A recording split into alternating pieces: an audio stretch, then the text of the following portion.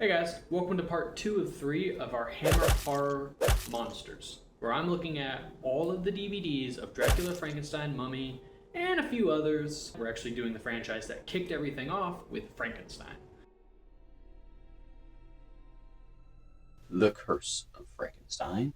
As you know, since I got Evil of Frankenstein in that one disc set, I'm going and getting some of these, or going and finishing off the Frankenstein movies, and yeah.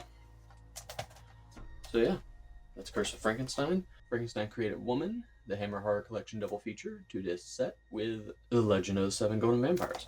Now, I think that is 2 discs, so since that is 2 discs, I'm gonna have to go and buy the rest of the Dracula movies, because you know me, I'm a completionist. Frankenstein and the Monster from Hell. Yeah. These are actually pretty nice DVD covers for what they are. I really went in and tried to find the best ones I could, so yeah. I got 2 new packages. I think I basically know what these are, so I can't wait to open them. Let's go ahead and get into these right now. Just as I suspected, Horror of Frankenstein. Nice to have this one. It's basically like a spoof comedy remake of, The Curse of Frankenstein. So that's pretty funny with Ralph Bates and stuff.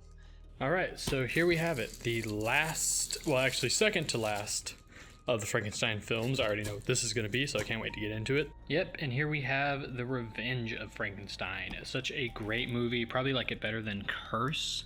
This is the movie itself. It's so interesting because this is a Columbia Pictures release disc. Pause to read if you want. All right, so it is finally here. The last package just came in, and we can finally wrap up these movies. So let's get to it. 5th Frankenstein movie, Frankenstein Must Be Destroyed. Wow. Go ahead, read, pause to read if you want to read any of this.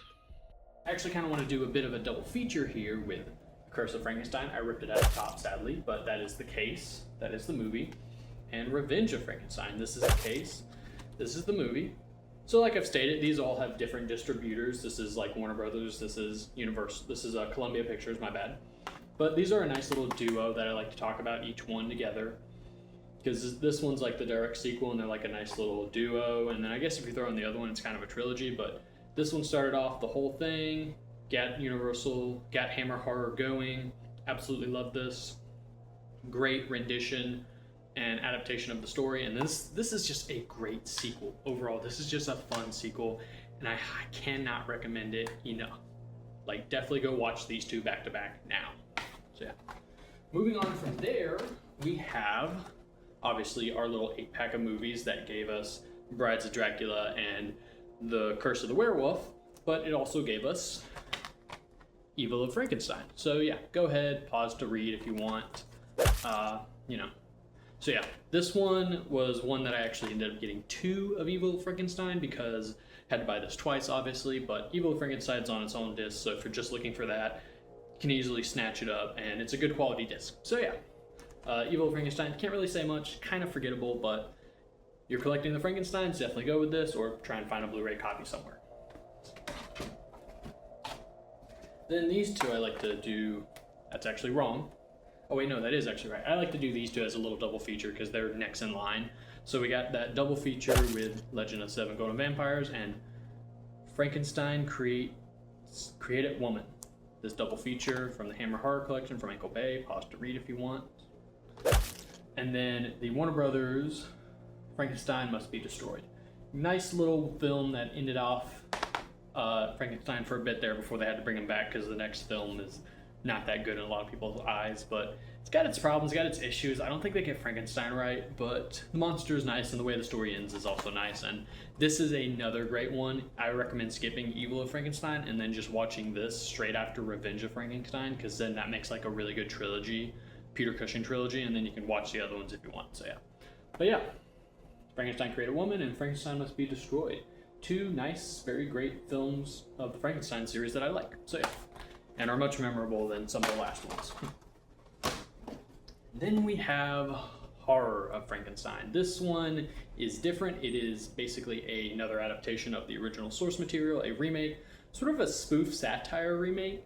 It's got more in common with like Young Frankenstein than, the actual Frankenstein, the novel. So it is pretty fun. It's got Ralph Bates in it as the main guy. Go ahead, pause to read. I'm glad to pick this up. I think this one was probably the most costly.